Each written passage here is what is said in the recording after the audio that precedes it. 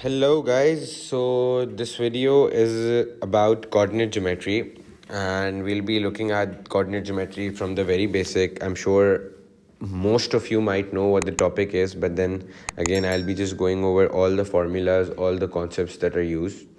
तो यार देखो coordinate geometry में the first thing that we need to see is डार्ट के कोऑर्डिनेट ज्योमेट्री बेसिकली होता क्या है। ठीक है जी, तो देखो coordinate geometry is basically about coordinates and how they are related and how what are equations and all these things. तो बेसिकली कोऑर्डिनेट्स की बात होती है कोऑर्डिनेट ज्योमेट्री में। तो देखो the first thing that we need to see in coordinate geometry is that कि देखो कोऑर्डिनेट होते क्या हैं। देखो फॉर एग्जांपल अगर मेरे पास ये लेट्स सपोज एक प्लेन है जो कि एक्स और वाई प्लेन है। Let's suppose this is the x axis and this is the Y axis. तो यार अगर इस प्लेन पे कोई पॉइंट होगा जो लाई करता होगा तो वो उसको अगर मुझे रिप्रेजेंट करना होगा तो मैं उसको कोऑर्डिनेट की फॉर्म में करूँगा। Let's suppose if this is a point on this plane, ठीक है जी, and let's call this point A. तो अगर ए कोई पॉइंट है बेटा किसी प्लेन पे तो that means A will be represented by that how much is it on x axis and how much is it on y axis। तो किसी भी कोऑर्डिनेट को प्रेजेंट करने के लिए हम कैसे लिखते हैं, x कॉमा वाई लिखते हैं। तो देखो इस केस में मैं क्या लिखूंगा, इस केस में I am going to write down that a will be 1,2 because it is 1 on x axis and 2 on y axis. तो इसलिए मैं इसको 1,2 लिखूंगा। अब लेट्स सपोज कोई रैंडम पॉइंट उठाते हैं। Let's talk about this point. तो देखो यार ये वाला जो पॉइंट है let's call this point B. तो अब जो बी पॉइंट है क्या मैं उसको बोल सकता हूँ कि B will be what, B will be 4,4। Why is it 4,4? Because देखो अब आप बी में क्या हो रहा है, B is 4 on X axis and it is 4 on Y axis as well, so it is 4,4। ठीक है, तो let's look at one more point that is this one. तो अब देखो ये क्या है, तो it is basically going to B, let's call this point C. अब इस पॉइंट का नाम रख दिया सी। तो बेटा सी के कोऑर्डिनेट्स क्या होने, सी के कोऑर्डिनेट्स होंगे 5,1 because it is 5 on X axis and 1 on Y axis. ठीक है जी, so this is all about the coordinates. अब देखो यार लेट्स सपोज ए और बी बेटा इस तरह से पॉइंट्स हैं, सी भी एक पॉइंट है इस पर। तो let's just look at a few things कि पॉइंट्स आपस में, इन पॉइंट्स को निकाल के हम क्या क्या चीज़ें आइडेंटिफाई कर सकते हैं और हम इनसे क्या क्या चीज़ों को कैलकुलेट कर सकते हैं। ठीक है जी, टू और more points make a line. सही है, टू और more points make a line. Let's suppose अगर ए और बी की लाइन बनानी होती तो मैं इनके कोऑर्डिनेट्स को आपस में जोड़ देता। तो क्या मैं बोल सकता हूँ कि टू और more points make a line. ठीक है जी, यहाँ तक क्लियर है। तो बेटा जब भी देखो दो या दो से ज़्यादा पॉइंट्स होंगे तो वो एक स्ट्रेट लाइन बना देंगे, ऐसे ही है।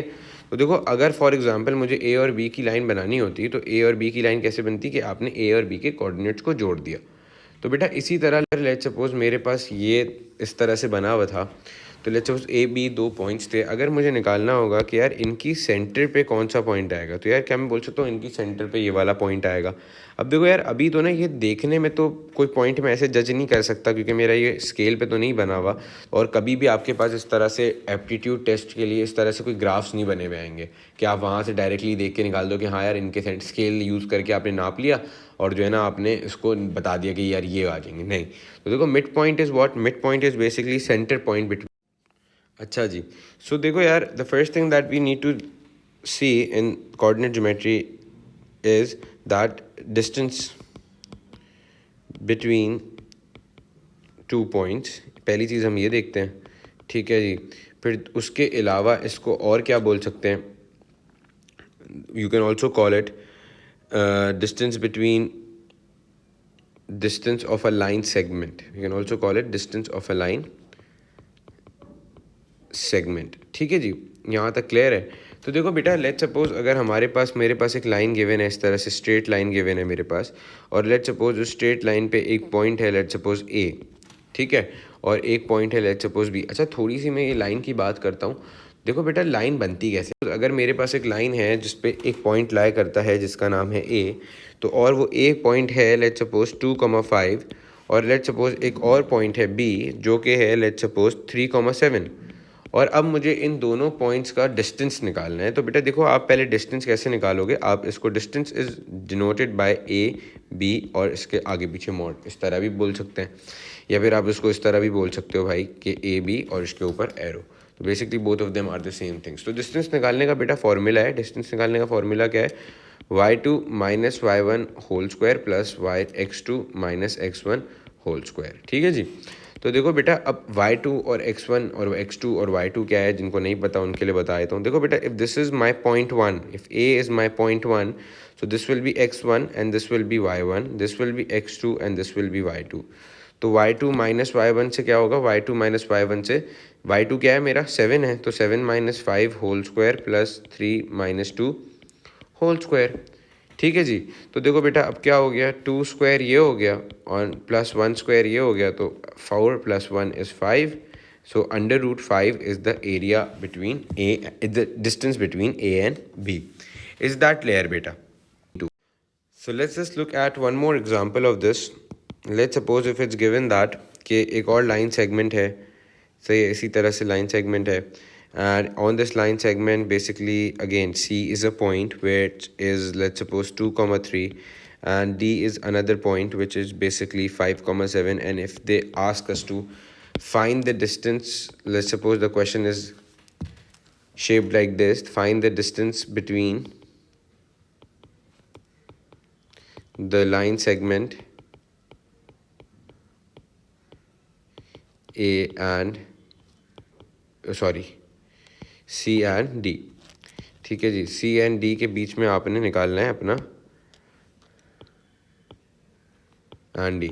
तो आप क्या करोगे बेटा, आपने C D इस तरह से डाला, इसके ऊपर आपने वो लगा दिया, एरो लगा दिया एरिया दिखाने के लिए, वो डिस्टेंस दिखाने के लिए, and then the formula was y2 minus y1 whole square plus x2 minus x1 whole square. ठीक है जी। तो उसके बाद बेटा क्या हो जाएगा, अब देखो y2 क्या है मेरा, y2 is 7 minus 3 whole square plus x2 is what 5 minus 2 whole square. तो this will become 4 square plus 3 square and which will be under root 16 plus 9 which is basically under root 25 and it is going to be 5 units। ठीक है जी। Is that clear about the distance? So now let's just move on to the next thing that we need to look point, and it is the midpoint। अब देखो यार, let's suppose again I'll take you guys back to the slide 1। देखो midpoint basically क्या, ठीक है जी। तो midpoint क्या है, midpoint is basically center point between two points। ठीक है। तो यार अगर देखो आपने centre points between two points है, तो लेट्स सपोज अगर मेरे बेटा इस तरह से एक स्ट्रेट लाइन बनी हुई है और let's suppose A is some point over here and B is some point over here, and if I need to calculate their mid point, and तो it is going to be, तो mid point will be this point, तो mid point ये हो जाएगा। ठीक है जी। तो बेटा देखो मिड पॉइंट एम है अगर, तो एम को निकालने का फॉर्मूला क्या है, तो to calculate mid point it is कि लेट्स सपोज ए के जो कोऑर्डिनेट्स होंगे उसका नाम होगा बेटा x1 और y1, और जो b के कोऑर्डिनेट्स होंगे बेटा उसका नाम होगा x2, y2।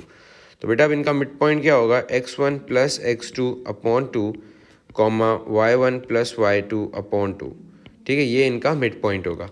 तो let's look at an example now. Let's suppose अगर मेरे पास एक इस तरह से लाइन बनी हुई है, ठीक है, और इस लाइन पे let's suppose a coordinate is 2,4 and b coordinate is 6,10। तो लेट्स सपोज अगर मुझे बेटा इनका मिड पॉइंट निकालना है, so what am I going to do is mid point of A B. सही है। तो मिड पॉइंट ए बी कैसे आएगा बेटा, अब देखो अभी मैंने पीछे बताया x1 ये होगा, y1 ये होगा, x2 ये होगा, y2 ये होगा। तो it is going to be x1 plus y1 x2, तो that means 2 plus 6 upon 2, comma 10 plus 4 upon 2, that means it is going to be 2 plus 6 is 8 upon 2, comma 14 upon 2, which will be 4, comma 7। ठीक है जी। Is that clear बेटा? अच्छा, कभी कभी किसी किसी cases में क्या होता है, कभी कभी किसी किसी केसेस में हमारे पास जो है ना इक्वेशंस जो है वो गिवन होती हैं, ठीक, वो सॉरी मिड पॉइंट्स जो है ना वो गिवन होते हैं। सपोज मैं आपको एक एग्जांपल कराता हूँ। अब इस केस में बेटा देखो एग्जांपल में होगा क्या, मेरे पास लेट्स सपोज ये वाला एग्जांपल करते हैं।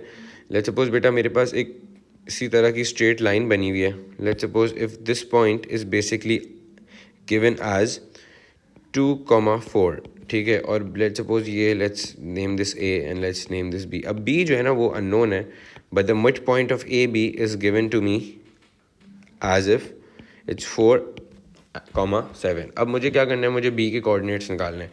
तो देखो बेटा इस केस में मैं क्या करूँगा, देखो बेटा मुझे पता है कि अगर मैं इसका mid point of A B निकालता तो मेरा फार्मूला क्या होता है, मेरा फार्मूला होता है x1 plus x2 upon 2 comma y1 plus y2 upon 2, ऐसा ही है। तो बेटा अब देखो mid point of A B निकालने के लिए क्या मैं बोल सकता हूँ 2। अब मेरे मिड पॉइंट्स आते क्या बेटा, इस फार्मूले को यूज़ करके मेरे मिड पॉइंट्स आते क्या, इस फार्मूले को मेरा बच्चा यूज़ करके मेरे पास मेरे मिड पॉइंट्स आते 4,7 और ये आते। अब फार्मूले में मैं जो डाल सकता हूँ वो तो डालूँ, तो 2 प्लस एक्स डालता हूँ upon 2 and 4 plus y upon 2 डालता हूँ तो मेरे पास वाई आता। तो बेटा I am going to take this and equate. तो बेसिकली क्या होगा, 2 plus x upon 2 is equals to 4। That means अब देख, क्योंकि बेटा देखो अगर मैं इस चीज़ को सॉल्व करता तो मेरे पास 4 आता। तो बेटा मेरे पास सारी चीज़ें हैं सिवाय दिस एक्स के और इसका आंसर भी है। तो बेटा अगर मैं इन दोनों को इक्वेट कर दूँ और एक्स को सब्जेक्ट बना लूँ तो it won't do any harm, बल्कि वो तो मुझे आंसर दे देगा। तो इसलिए इसका आंसर 6 आ गया। बेटा इसी तरह से वाई कोऑर्डिनेट कैसे आता, 7 वाई कोऑर्डिनेट इसको सॉल्व करके आता। तो बेटा this is what 4 plus y upon 2 is equals to 7, so then it would become 4 plus y equals to 14 and 14 minus 4 is 10। तो बेसिकली क्या हो जाता है, 10 हो जाता है मेरा कोऑर्डिनेट। ठीक है जी, अच्छा जी। So guys now let's just talk about gradients. अब यार ग्रेडियंट्स क्या हैं, देखो यार gradients are basically what, gradients are basically slopes, ठीक है, स्लोप बोल लो, या फिर इसकी बेटर एग्जांपल ये होती है चेंज बिटवीन द कोऑर्डिनेट्स, ठीक है, कोऑर्डिनेट्स के बीच में जो भी चेंज है आप उसको ग्रेडियंट बोलते हो।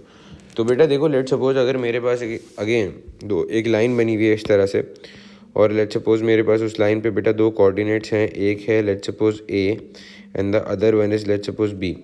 तो यार लेट्स सपोज बी ए के कोऑर्डिनेट हैं x1 y1 और लेट्स सपोज बी के कोऑर्डिनेट्स हैं x2 y2। अब देखो बेटा ये ए पे था तो बी पे गया, ऐसा ही है, ये ए पे था बी पे गया। तो दैट मीन्स कि ए और बी पे जाने के लिए इसके बीच में कोई चेंज तो आया। तो बेटा वो चेंज कैसे कैलकुलेट होता है, तो देखो ये जो चेंज है ना, ये जो पूरा चेंज है, this change is basically known as m. तो बेटा एम के कोऑर्डिनेट्स क्या होंगे, एम के कोऑर्डिनेट्स होंगे y2 minus y1 upon x2 minus x1। This is the coordinate, this is the formula to calculate the gradient which is the change between 2 points. Is that clear बेटा। तो देखो अब gradients की जहाँ तक बात रहेगी तो यार देखो gradients let suppose gradient is a quantitative value, सही, ये बात हम सबको पता है कि gradient it's a quantitative value. So basically quantitative value can either be a 0, 1 और नेगेटिव, सॉरी, तो gradients can be of 3 types. Gradient basically 0 भी हो सकते हैं, m इक्वल टू 0 भी हो सकता है, m बेसिकली बेटा आपका पॉजिटिव भी हो सकता है और m आपका नेगेटिव भी हो सकता है, क्योंकि since it's a quantitative value. तो बेटा अब देखो m0, m positive, m negative किन किन केसेस में होता है। देखो बेटा अगर लेट सपोज मेरा ये एक एक्सेस बने हुए हैं, ठीक है, और अगर मैं लेट सपोज बात करता हूँ कि कोई लाइन है मेरी जो कि इस तरह से बनी हुई है, अपवर्ड स्लोपिंग लाइन है। तो बेटा अपवर्ड स्लोपिंग लाइन के लिए मेरे पास ग्रेडियंट क्या होता है, पॉजिटिव होता है, अपवर्ड स्लोपिंग लाइन। अभी जब मैं आपको इक्वेशन ऑफ लाइन पढ़ाऊंगा तो उसमें आपको थोड़ा बेहतर समझ आ जाएगा, ठीक है। अपवर्ड स्लोपिंग लाइंस के लिए क्या होता है, ग्रेडियंट पॉजिटिव होता है। फिर बेटा जो नेगेटिव लाइंस होती हैं तो वो क्या होती हैं, उनके लिए डाउनवर्ड स्लोपिंग होता है, डाउनवर्ड स्लोपिंग लाइंस, ठीक है जी। अच्छा जी, तीसरी चीज़ जो होती है ग्रेडियंट इक्वल टू 0। अच्छा अभी आप डाउनवर्ड स्लोपिंग लाइन नज़र कैसे आएंगी, लेट्स सपोज इस तरह से आएंगी, m इक्वल्स टू नेगेटिव, इस केस में बेटा m इक्वल्स टू पॉजिटिव, तो m इक्वल्स टू पॉजिटिव। अच्छा जी, लेट्स सपोज बेटा जो m इक्वल टू 0 लाइन होती है वो कौन सी लाइन होती है, वो बेटा हॉरिजॉन्टल लाइंस होती हैं। क्या होती हैं, हॉरिजॉन्टल लाइंस। तो आपको ये 3 बातें पता होनी चाहिए कि ग्रेडियंट अगर पॉजिटिव, नेगेटिव या फिर ज़ीरो कब कब हो सकता है। ठीक है जी, तो let's just look at an example where will just solve it for the gradient.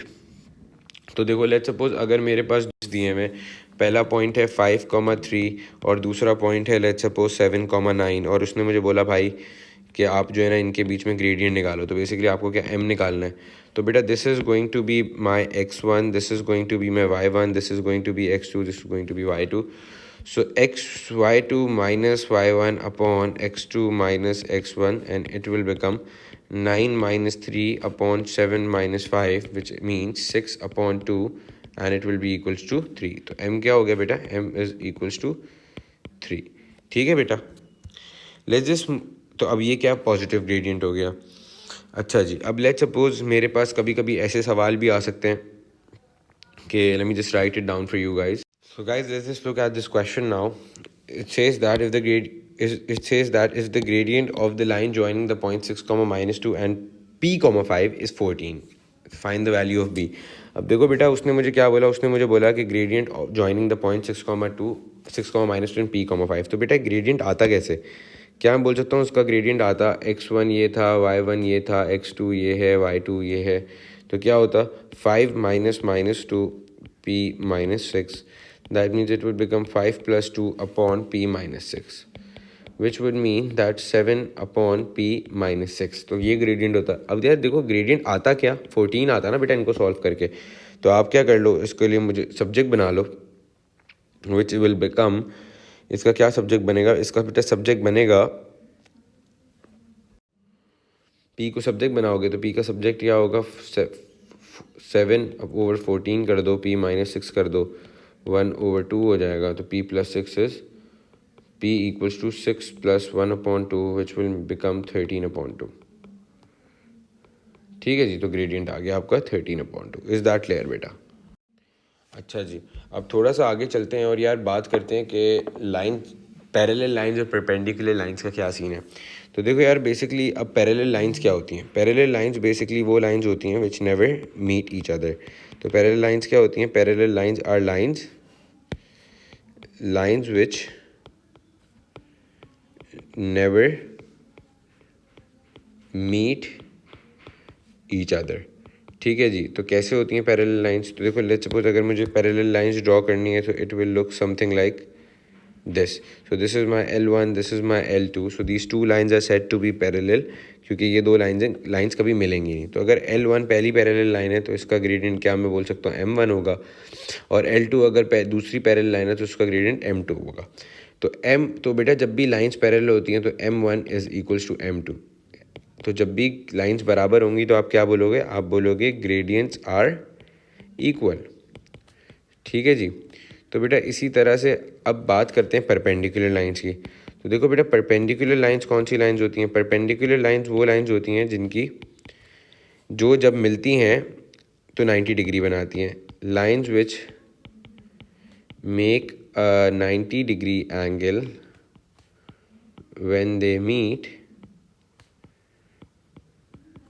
are said to be perpendicular lines।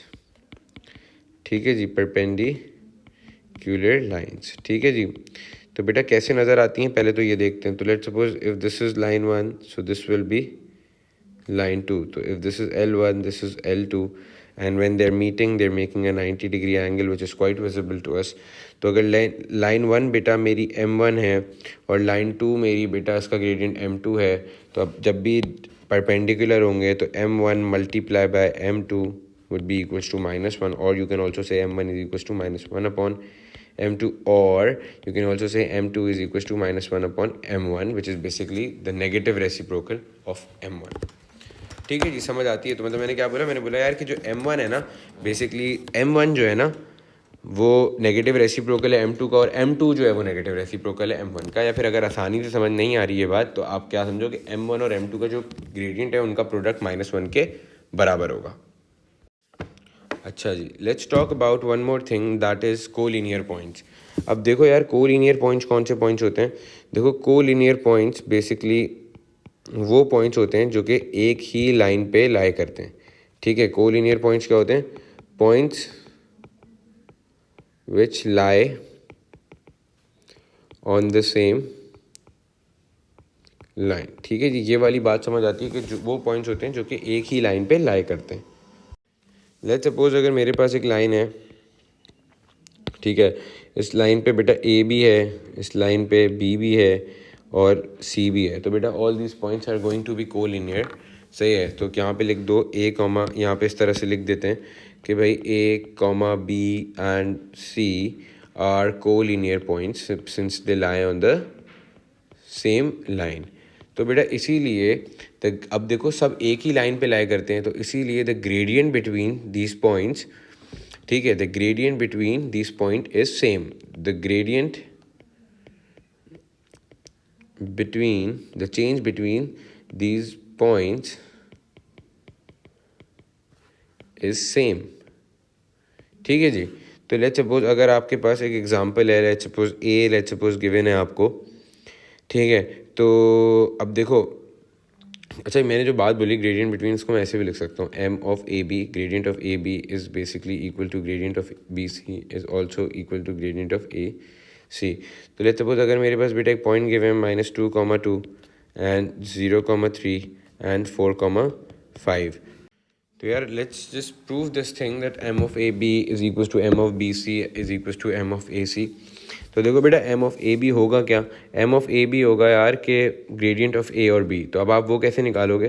तो बेटा देखो ए और बी का ग्रेडियंट निकालने के लिए आपने क्या करना होगा, आपने फॉर्मूला लगाना होगा y2 माइनस y1, तो 3 minus 2 upon 0 plus 2, so it is going to be 1/2। तो क्या हो गया? 1/2 आ गया। अब एम ऑफ बी सी निकालता हूँ, तो एम ऑफ बी सी कैसे आएगा? 5 माइनस 3 अपॉन 0 माइनस 4, तो that means it is going to become what? तो थोड़ा सा भंड हो गया, ये 4 माइनस 0 होगा, सॉरी माय बैड। ठीक है जी, तो it is going to become 4 minus 0, तो it will be 2/4 which means 1/2 again. सही है, अब एम ऑफ ए सी निकालते हैं अगर, तो एम ऑफ ए सी कैसे आएगा भाई? 5 माइनस 2 एंड 4 माइनस 2।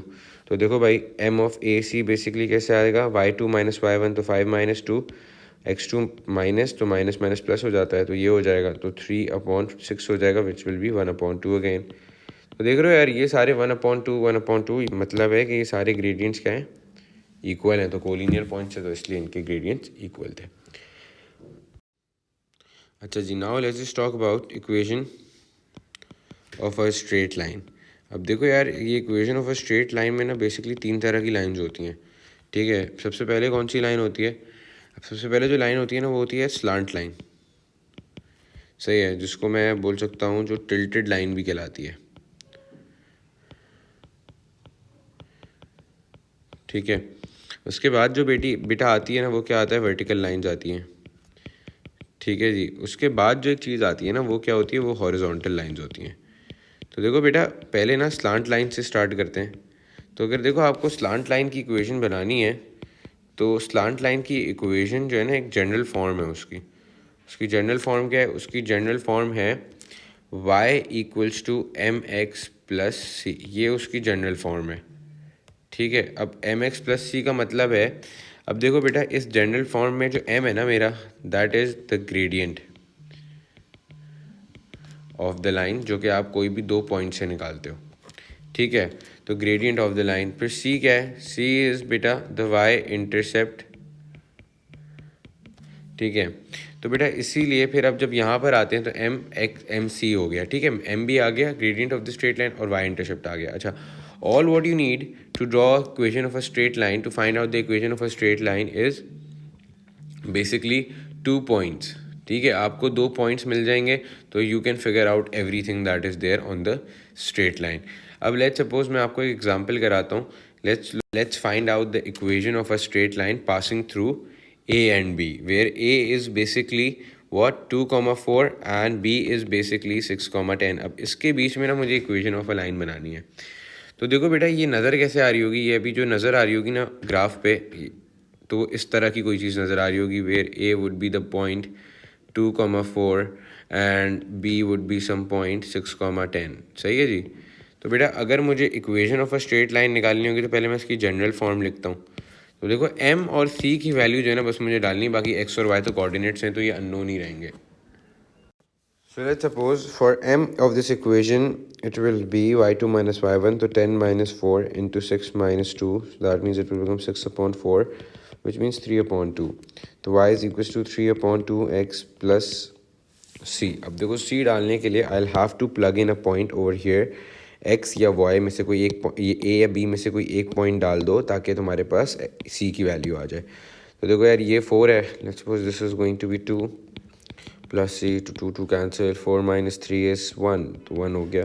तो फाइनल आंसर क्या हो गया, y is equal to 3 upon 2x plus 1. That's all. अच्छा जी यार, अब ये तो बात हो गई यार स्लांट लाइन की ना, तो let's talk about vertical lines. ठीक है जी, अब देखो वर्टिकल लाइंस की क्या सीन है. देखो भाई वर्टिकल लाइंस के लिए we need to understand what vertical lines are basically. देखो अगर लेट्स सपोज मेरे पास एक एक्सेस बने हुए हैं मार्क हुए हैं ये, और let's suppose this point is 1, this point is 2, this point is 3 and this is again 1, this is again 2, this is again 3. तो बेसिकली अगर वर्टिकल लाइंस ड्रॉ हुई हुई होंगी ना इस पर, तो वर्टिकल लाइंस को इस तरह से कोई चीज़ ड्रॉ हुई हुई होगी. ठीक है जी, ड्रॉन समथिंग लाइक दिस. तो यार अगर देखो मुझे इनकी अगर इक्वेशंस निकालनी होती तो इनकी इक्वेशंस जो है ना वो डायरेक्टली आती हैं. ठीक है, क्यों? क्योंकि इनकी इक्वेशंस को निकालना you can do it directly as well. तो देखो लेट्स सपोज आप कैसे आती हैं इसकी इक्वेशन. अब देखो वर्टिकल लाइंस की equation is basically x equal to point where the line cuts the x axis. क्योंकि सिर्फ वो एक्स एक्सिस को टच करिए, वाई एक्सिस को कभी टच करेगी ही नहीं. दैट मीन्स अब ये वाला पॉइंट क्या हो जाए, कहाँ पे लाइन वाई एक्स एक्सिस को टच करिए, 1 पे. तो x equals to 1, this will be x equals to 2, this will be x equals to 3. ठीक है जी, ये हो गया वर्टिकल लाइंस का. Let's talk about horizontal lines. तो अब देखो हॉरिजॉन्टल लाइंस बेसिकली उनकी इक्वेशंस का क्या गेम है. देखो हॉरिजॉन्टल लाइंस बेसिकली इनकी इक्वेशंस भी डायरेक्टली आती हैं. ठीक है, बस थोड़ा सा डिफरेंट होता है. सही है, क्या सीन होता है देखो बेसिकली दिस इज़ बेसिकली अगर एक एक्सिस बने हुए हैं इस तरह से, let's suppose this is point 1, this is point 2, this is point 3, this is going to be point 1, this is going to be point 2, this is going to be point 3. अब देखो बेटा लेट्स सपोज अगर आपकी horizontal lines बनी हुई होंगी वो इस तरह से बनी हुई होंगी, तो बेटा इनकी इक्वेशंस कैसे आएंगी. इनकी इक्वेशंस निकालना बड़ा सिंपल है. क्यों बड़ा सिंपल है? क्योंकि बेटा देखो it will be y equals to point where the line cuts the y axis. ठीक है जी, यहाँ तक समझ आती है. तो that means it is going to be y equals to 3, y equals to 2, y equals to 1, क्योंकि इन सब पे 1 और 2 और 3 पे ही कट कर रहा है. ठीक है जी. So guys, I'll just be starting with the questions now. So this question is, if the distance between points a comma a3 comma 5 and 0 comma k is 5 units, what is the value of k? अब यार बड़ा basic सा सवाल है, बस थोड़ा सा घुमा के पूछा हुआ है. उसने बोला a एक पॉइंट है let's suppose 3 comma 5 and b is some point 0 comma k. अब वो बोला इनका जो डिस्टेंस है ना आपस का वो 5 है. तो पहले बेटा डिस्टेंस आता कैसे? डिस्टेंस आता k minus 5 whole square plus 0 minus 3 whole square is equals to 5 units है. तो that means k minus 5 whole square plus minus 3 whole square, if this is a root over here and when this root will go on this side so it will become a square, so k minus 5 whole square plus 9 हो जाता और बेटा ये 25 हो जाता. Is that clear? क्योंकि इस पे 5 पे स्क्वायर लग जाता. So now k minus 5 whole square would be equals to 25 minus 9, that means it is going to be 16. तो k minus 5 whole square is basically 16. so k minus 5 को भी इसको 16 को आपने अंडर रूट कर दिया तो it will be plus minus 4 k minus 5. तो k minus 5 equals to 4 which means k equals to 9 and then k minus 5 minus 4, k minus 5 minus 4, k equals to minus 4 plus 5, that means equals to 1. तो k की value क्या है? 5 तो given, 9 तो given नहीं है, तो बेटा क्या गिवन है? 1 गिवन है, इसलिए डी आंसर हो जाएगा. अच्छा जी, सो देखो यार let's just do this question now. This question is like almost the same but let's just solve it. अब देखो क्या लिखा हुआ है. लिखा हुआ है कि the distance between the points 2 minus a 1 and 2 a is under root 5 minus 4a. तो बेटा देखो पॉइंट्स का डिस्टेंस आता कैसे? पॉइंट्स का डिस्टेंस इस तरह से आता 2 minus a comma 1 and 2 comma a is basically what, इनका डिस्टेंस √5 minus 4a है। तो बेसिकली बेटा क्या होता है, a minus 1 whole square plus 2y2 minus y1 x2 minus x1। तो माइनस x1 बेटा ये इस तरह से कोई चीज़ बनती, and then this whole thing is equals to 5 minus 4a। तो बेटा सबसे पहले तो क्या करो, रूट रूट कैंसिल कर लो, तो will be left with a square plus 2 minus खुलता तो -2 प्लस a हो जाता, स्क्वायर हो जाता, एंड 5 minus 4a तो अपनी जगह है ही है। तो a minus 4a क्या होता है, a square minus 2a plus 1, ये आपस में cancel, plus a square equals to 5 minus 4a, then it will become 2a square minus 2a plus 1 minus 5 plus 4a, then it would be equal to a square plus 2a minus 4 equal to 0। 2 बेटा अगर आप common ले लो, so it will become a square plus a minus 2 equal to 0। तो a square plus 2a middle term breaking कर लो बेटा, तो क्या आ जाएगी वैल्यू, a plus 2 और -1 a plus 2, तो a would be equals to 2 and 1, -2 and 1। So the answer over here will be C। अब देखो यार ये थोड़ा सा डिफरेंट टाइप का क्वेश्चन है। अब देखो बेसिकली क्या है कि देखो find the gradients of line where equations are x/3 + y/5 = 1। अब देखो हमने जो लेक्चर पढ़ा है अभी तक, उसमें मैंने क्या सिखाया, उसमें मैंने कहा है कि कोई दो पॉइंट्स को यूज़ करके formula y2 - y1 x2 - x1 से करके कैसे आप ग्रेडियंट्स निकाल सकते हो। But since it is given that कि अब हमें इस लाइन को बेटा सॉल्व करके ग्रेडियंट निकालना है, that means it will become, अब देखो हमारे पास लाइन की इक्वेशन उसी से निकालना है। देखो बेटा पहला वाला पार्ट मैं आपके लिए सॉल्व करता हूँ, x/3 + y/5 = 1, ऐसा ही है। तो देखो बेटा अब आपने क्या करना है, आपने बेसिकली कोई भी लाइन की इक्वेशन हो, देखो ये है तो लीनियर लाइन की इक्वेशन क्योंकि highest power of the variable is 1, तो आपने जो है ना उस इक्वेशन को इस फॉर्म में ट्रांसफॉर्म करना है। Basically you have to bring it into this form. तो दैट मीन्स अभी बेटा आप क्या करोगे, अभी तो आप पहले एलसीएम लोगे ताकि आप फ्रैक्शंस को ख़त्म करो। सो it will become 5x + 3y = 5 = 1। That means it will become 5x + 3y = 5। ठीक है जी। तो सबसे पहले फिर आप x को ले जाओगे, तो 3y = 5 - 5x, और you can just write it as -5x + 5। Then what you going to do to make, अब देखो इस इक्वेशन में कोफिशिएंट, इस फॉर्म में the coefficient of y is 1, basically यहाँ पे y के साथ एक 1 है, तो बेटा 1 लाने के लिए 3 को हटाना पड़ेगा, तो -5/3x + 5/3, so that means it is going to be -5/3 gradient हो जाएगा, क्योंकि x के साथ जो भी लिखा हुआ है जब y का कोफिशिएंट 1 है तो वो ग्रेडियंट है। So that means in this case this is going to be the gradient, तो m इज़ इक्वल्स टू -5/3। ठीक है जी। अब इसी तरह इसका सेकंड वाला एग्जांपल आप लोग खुद ही सॉल्व, सेकंड वाला क्वेश्चन आप लोग खुद ही सॉल्व करो, इंशाल्लाह हो जाएगा। अच्छा जी, so let's just look at this question now. अब in this question it says that which of the following line represents the line parallel to the line y = -4x + 7। देखो यार बेसिकली बेटा जो भी पैरेलल लाइंस होती हैं उनका gradient क्या होता है, आपस में बराबर होता है। सो लेट्स सपोज अगर मैंने ये वाली लाइन का नाम L1 रख दिया, तो दैट वुड मीन कि अगर ये लाइन L1 है तो बेटा इसका ग्रेडियंट विल बी M1। तो बेटा अगर मेरा M1 इस केस में -4 है, तो मुझे अब ऐसी लाइन ढूंढनी है जो कि L2 हो और उसका ग्रेडियंट भी -4 हो, ताकि वो दोनों आपस में पैरेलल कहलाए जा सकें। तो लेट्स सपोज बेटा 2y + 4x = 7 अगर फर्स्ट वाला ऑप्शन है, तो बेटा इसमें अगर ग्रेडियंट निकालना होगा तो y = mx + c की फॉर्म में करना पड़ेगा। देन अब y = mx + c की फॉर्म में ये अभी हुआ नहीं है कम्प्लीटली, क्योंकि y = mx + c की फॉर्म में y का कोफिशिएंट इज़ ऑलवेज 1। तो बेटा अपॉन 2x + 7/2 हो गया, सो that means it will become 2, तो y = -2x + 7/2। तो बेटा ग्रेडियंट क्या है, -2 है। Let's just look at the second option बेटा, तो 6y + 24x, हाँ इससे हो जाएगा, because it will become -24x + 7, then it would be -20। अभी क्या आंसर कौन सा होता है, जब y का कोफिशिएंट 1 हो जाता है, तो that means this case it is going to be -4। तो बेसिकली क्या हो गया, बी मेरा आंसर हो गया, क्योंकि that is the line parallel to the L1। Okay जी, let's look at this question now. In this question it says that find the gradient of the line perpendicular to the line 4x + 2y = 16। तो यार let's suppose 4x + 2y = 16 का पहले खुद का तो gradient देखें है क्या, तो 2y - 4x + 16 what would mean, it would mean that इसका ग्रेडियंट है बेटा -2x। तो अगर -2x इस लाइन का ग्रेडियंट है तो दैट मीन्स कि और अब वो लाइन ढूंढनी है जो कि let's call this line L1 पहले, तो ये L1 है और L1 का ग्रेडियंट क्या है, M1 है, तो M1 का ग्रेडियंट इज़ -2। अब हमें ऐसी लाइन ढूंढनी है जो इसके परपेंडिकुलर है, और तो परपेंडिकुलर है तो मतलब इन दोनों का ग्रेडियंट आपस में, इन दोनों लाइनों का जो लाइन हमें ढूंढनी है और ये वाली M1 का ग्रेडियंट आपस में क्या होना चाहिए, -1 होना चाहिए उनका प्रोडक्ट। तो बेटा दिस वुड बी, अगर ये -2 है into M2 is equals to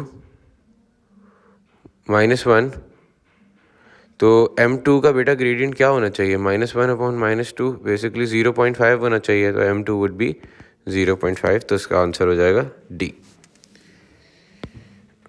ठीक है जी। अच्छा यार, ये बड़ा एक बेसिक कॉन्सेप्ट है, सही है, जो कि बहुत वाइडली टेस्ट होता है एप्टीट्यूड टेस्ट में कि भाई हम इसका ग्रेडियंट कैसे निकालें, तो वो सॉरी एरिया कैसे निकालें किसी भी फिगर का। तो देखो बेटा, आपने ना इस सवाल को लेके घबराना नहीं है ना, आपने ये सोचना है कि यार अगर मैं इसके पॉइंट्स को प्लॉट कर लूँ तो मुझे पता चल जाएगा आंसर, वहाँ से मैं हाइट निकाल लूँगा और फिर मैं बेस निकाल लूँगा और कर लूँगा, क्योंकि बेटा एरिया ऑफ ट्राइंगल है। एरिया ऑफ ट्राइंगल मैंने आपको पता है क्या होता है, area of triangle is basically क्या, what, area of triangle is basically 1/2 multiply by base multiply by height. ठीक है जी। तो बेटा बेस क्या होती है, बेस तो बेस, फॉर एग्जांपल अगर ये बेस है तो बेटा हाइट क्या होगी, height will always be the length that is perpendicular to the base. If this is your base, this is your height. तो बेटा अब मुझे नहीं पता कि इसमें से कोऑर्डिनेट्स किस तरह क्या प्लॉट होंगे, क्या नहीं होगा, बेस कैसे आएगी, हाइट कैसे आएगी, ये मेरा मसला नहीं है। ठीक है, मैंने आपको एक एरिया का फार्मूला पढ़ा देना है बेटा, that formula is called hero formula. अब देखो बेटा, हीरो फार्मूला क्या बोलता है, हीरो फार्मूला बोलता है कि भाई तुम्हारे जितने भी कोऑर्डिनेट्स हैं, तुम्हें किसी भी अगर फिगर का एरिया निकालना है तो तुम क्या करो, तुम पहले उसके कोऑर्डिनेट्स को स्टेट करो इस तरह से मॉड के अंदर। तो मॉड क्या है बेटा, कोऑर्डिनेट्स क्या है, -2,6, 3,1 और क्या है 8,6, और जो पहला वाला कोऑर्डिनेट तुमने लिखा है यहाँ पे उसको एक बार और लिख दो, तो -2,6। फिर बेटा क्या करो, इसको इसको और इसको आपस में मल्टीप्लाई करो, so that means it is going to become what, it is going to become 1/2 into mod, bracket बनाओ -2। अच्छा, फिर इसको और इसको भी आपस में मल्टीप्लाई करो, सारे अभी स्लांट वालों को मल्टीप्लाई करो, -2 प्लस 18 प्लस इसको और इसको भी कर लो, that means it will become 48। अब बाकी फिर क्या बचा बेटा, बाकी बचे हमारे ये जो पॉइंट्स बच गए, अभी इनको कैसे, इनके साथ क्या करना है, involve what you need to do is now multiply this with this, so it will become, एक दूसरा ब्रैकेट बना लो इस तरह से, तो it will become 18, then you multiply this with this, so it will become +8, plus, हाँ plus का साइन आएगा। अच्छा ये सॉरी, सेंटर में जो है ना यार, ये जो सेंटर है इसमें बेटा इट इज़ माइनस का साइन, सेंटर में इट इज़ माइनस का साइन, तो then it would become what, इसको ज़रा कंप्लीट मुकम्मल कर लेते हैं, सही है, ये माइनस है, ठीक है, 18 हो गया, और फिर 8 और 1 मल्टीप्लाई होंगे तो वापस से ये क्या हो जाएगा, 8 हो जाएगा। देन बेटा you multiply this and this, तो इट विल बिकम -12, और फिर मॉड को आपने बंद कर देना है। देन बेटा it is going to become 1/2, अब इनको थोड़ा सिंप्लीफाई कर लो, -2 plus 18 is 16, 16 and 48 becomes I guess 54, 48 plus 16 become 64, या ठीक है। तो बेसिकली अब 64 लिख दिया, 64 minus 18 and 8 becomes what, 18 and 18 minus 2 16, 18 minus 12 is basically 16, this is basically 12, तो 16, 18 minus 12 is basically 6, 6 plus 8 is 14, तो 14 हो गया। ठीक है जी। तो बेटा अब क्या करो, अब 64 minus 14 will become 64 minus 14 will become 50, और बेटा अगर 50 को आपने कैंसिल करना है तो 50 मॉड से बाहर अगर 50 बनेगा तो 25, तो basically the answer will be 25 unit square, तो बेसिकली बी आंसर हो गया आपका। ठीक है, अब इसी तरह आपके साथ कोई रेक्टेंगल आए, कोई ट्रेपीजियम आए, कुछ भी आए, तो आपने उनका एक्चुअल जो मेंसुरेशन में फॉर्मूला पड़ा था वो नहीं करना, क्योंकि आपके पास कोऑर्डिनेट्स मेंशन है, कोऑर्डिनेट्स को इस तरह रीअरेंज कर दो कि पहले से स्टार्ट करो एक्स वाई इस तरह से डालते रहो। बस ये याद रखना बेटा कि इसका जो लास्ट वाला हमेशा होगा ना, वो पहला वाला एक बार रिपीट होगा, फिर इनको यूं यूं यूं आपस में आपने मल्टीप्लाई करा, इसको यूं यूं यूं आपस में आपने मल्टीप्लाई करा, और बीच में माइनस का साइन डाला और निकाल लिया। ठीक है जी। अच्छा यार, ये एक लास्ट कॉन्सेप्ट है जो मुझे आपको समझाना था। ठीक है जी। अब देखो, उन्होंने इस कॉन्सेप्ट में बेसिकली बोला गया है, they are asking for you find the equation of the perpendicular bisector of the points given. तो बेटा लेट्स सपोज अगर सी और डी कोई पॉइंट्स हैं इस तरह से, लेट्स सपोज पहले इनको अंडरस्टैंड करते हैं बेटा। लेट्स सपोज कोई 4,1 एक पॉइंट है यहाँ पे, और let's suppose 10,2 basically 10,2 would be some point over here. ठीक है, तो लेट्स सपोज बेटा अगर मेरे पास ये एक लाइन सेगमेंट बना हुआ है इस तरह से, अब ये बोल रहे हैं बेटा इनके ना परपेंडिकुलर बाइसेक्टर की इक्वेशन निकालनी है। ठीक है, परपेंडिकुलर बाइसेक्टर की इक्वेशन निकालने के लिए बेटा देखो परपेंडिकुलर बाइसेक्टर को पहले समझना पड़ता है होता क्या है। देखो perpendicular bisector is any line, perpendicular bisector is what, perpendicular bisector is any line that cuts another line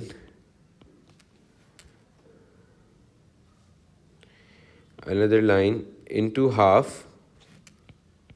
एक तो हाफ में कट करता है, the line and it's perpendicular bisector are always perpendicular. ठीक है, ये दो बातें ना आपने नहीं भूलनी। क्या दो बातें नहीं भूलनी बेटा, कि परपेंडिकुलर बाइसेक्टर और लाइन जो है, तो परपेंडिकुलर बाइसेक्टर बेसिकली होता क्या, अगर इस लाइन को हाफ में कट करना होता तो बेटा एक ही तरीका था इसको हाफ में कट करने का, वो ये था। तो अब देखो जब भी परपेंडिकुलर बाइसेक्टर इसका जो मैंने ग्रीन से बनाया बेटा वो होगा, और जो भी जब भी कट करेगा इस लाइन को तो बेटा ये 90 बनाएगा। अब देखो परपेंडिकुलर बाइसेक्टर को बेटा हाफ में कट करना है, तो क्या मैं बोल सकता हूँ कि perpendicular line bisector always passes through the mid point. सही है, तो ये वाली बात भी लिख देते हैं। सिंस परपेंडिकुलर बाइसेक्टर, ये बेटा ये बात आप लिख लेना अपने पास ताकि आपको समझ याद रहे। Since perpendicular bisector is cuts any line into half, so that means it passes from the midpoint, midpoint से पास करता है, और since it makes a 90 degree, since it makes a 90 degree, देखो बेटा सिंस ये 90 डिग्री बनाता ही है जब ये मीट करते हैं अपने जिस लाइन का परपेंडिकुलर बाइसेक्टर होता है, तो सी डी से जब इसका परपेंडिकुलर बाइसेक्टर मिल रहा है तो बेटा इनका जो ग्रेडियंट होगा, अगर let's suppose we call this line 2 and we call this line 1, और तो इसका ग्रेडियंट m1 और इसका ग्रेडियंट m2, तो बेटा since L1 and L2 are perpendicular, L1 and L2 are perpendicular, तो बेटा अब मैं क्या बोल सकता हूँ कि बेटा ये दोनों लाइंस जो होंगी इनका ग्रेडियंट का प्रोडक्ट -1 के बराबर होगा। ठीक है जी, तो ये वाली बात आपको समझ आती है। तो देखो यार let's just start looking for solving this question. तो देखो यार let me just reduce the size of this. अच्छा जी, लेट्स नेक्स्ट पेज पे सॉल्व करते हैं। देखो सी और डी का निकालना है, तो 4,1 और 10,2 मिड पॉइंट से पास कर रहा है। देखो इनके मिड पॉइंट से पास कर रहा है, तो आपने इस परपेंडिकुलर बाइसेक्टर की इक्वेशन बनाने के लिए आपको वही पॉइंट चाहिए ना जिससे परपेंडिकुलर बाइसेक्टर पास करता है। अच्छा 4,1 था 10, तो 4,1 और 10,2 इनका परपेंडिकुलर बाइसेक्टर का निकालना है। तो देखो इक्वेशन निकालना है। तो देखो परपेंडिकुलर बाइसेक्टर की मैंने दो बातें क्या बोली, मैंने बोला कि भाई एक तो मिड पॉइंट से पास करेगा और परपेंडिकुलर भी होगा, और इसकी इक्वेशन बनानी है, तो पॉइंट और ग्रेडियंट दोनों चाहिए। सही है, तो बेटा देखो अब सी एंड डी का ग्रेडियंट होगा क्या, m1 बेटा सी डी था, m1 is basically C D. सही है, L1 is basically C D, तो इसका ग्रेडियंट इज़ m1, ऐसे लिखते हैं L1 is basically what C D, तो बेटा इसका ग्रेडियंट इज़ m1। तो बेटा अगर सी डी का ग्रेडियंट चाहिए, मुझे m1 चाहिए, तो 2 - 1/10 - 4 that means it will be 1/6। तो बेटा अगर m2 क्या हो जाएगा, m2 will be m1 multiply by m2 is equal to -1, क्योंकि परपेंडिकुलर बाइसेक्टर और ये जो सी डी लाइन है इसका ग्रेडियंट, ये दोनों परपेंडिकुलर है तो उनका ग्रेडियंट का प्रोडक्ट -1 के बराबर होगा। तो बेटा m1 is what, m1 is 1/6 multiply by m2 is -1, तो m2 विल बी बेसिकली -6। तो बेटा ये m2 आ गया।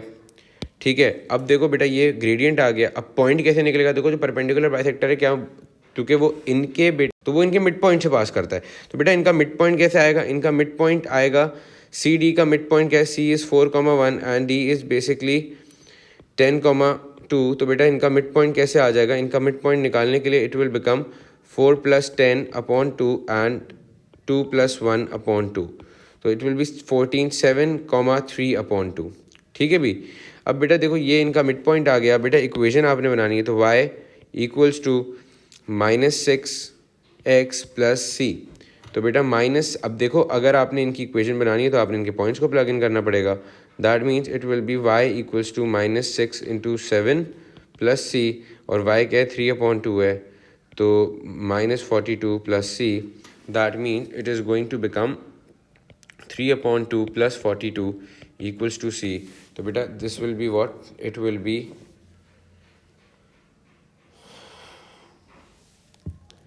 42.5। ठीक है जी। अब आप क्या करो, आप जाओ ओरिजिनल इक्वेशन में जाके इसको c को प्लग इन कर दो। So the answer for this would be -6x + 42.5, that's all. तो ये इनका क्या आ गया?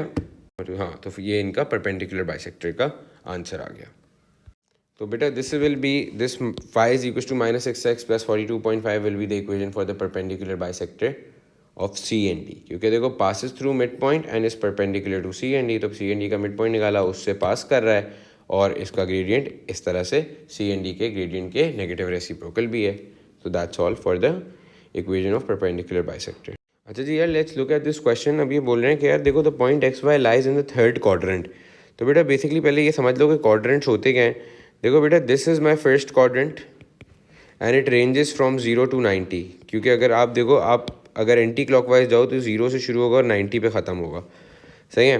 तो दिस विल बी माई बेटा बेसिकली सेकंड क्वाड्रेंट, तो and it ranges from 90 to 180। क्यों बेटा? क्योंकि 90 पे आप ऑलरेडी खड़े हुए होगे, और अब जब आप यहाँ पे इस लाइन तक आओगे तो दिस विल बिकम 180 बेटा। Then this will be my third quadrant because it will range from 180 to 270। तो बेटा आप यहाँ पे जब होगे तो आप 180 पे खड़े हुए होगे और फिर आप 270 पे आ जाओगे। एंड बेटा this will be my fourth quadrant because it will range from 270 to 360। तो दैट मीन्स ये यहाँ पे अगर आप खड़े हुए होगे तो अब यहाँ पे चले जाओगे। ठीक है जी। अब देखो बेटा it says that this point lies in the third quadrant. That means कि थर्ड क्वाड्रेंट में लाई करने का मतलब ये यहाँ पे कोई पॉइंट होगा। तो बेसिकली अभी ये जो पॉइंट होगा ना, इसके कोऑर्डिनेट्स क्या होंगे? माइनस का बेटा x होगा और माइनस का y होगा। क्यों? क्योंकि देखो यहाँ पे अगर कोई भी पॉइंट होता है तो उसके बेटा x जो है वो माइनस होता है और y भी बेटा उसका माइनस होता है। कहीं भी होता, लाइक यहाँ पे होता, यहाँ पे होता है। इट्स जनरल स्टेटमेंट की मतलब इस पॉइंट पे, इस क्वाड्रेंट में लाई करता है तो उसके कोऑर्डिनेट्स बेटा ये होंगे -x -y। अब वो बोल रहे हैं it's reflection in the x axis. What will be it's reflection in the x axis, कि कौन सा पॉइंट आएगा जब उसको हम रिफ्लेक्ट कराएंगे x एक्सिस में। तो बेटा this is your x axis. अगर इसको x एक्सिस में रिफ्लेक्ट कराएंगे तो दैट मीन्स कि ये x एक्सिस में रिफ्लेक्ट होने का मतलब ये है कि ये इसका x तो बेटा सेम ही रहेगा, बट y क्या हो जाएगा? पॉजिटिव हो जाएगा, क्योंकि वो फिर इधर आ जाएगा उठ के।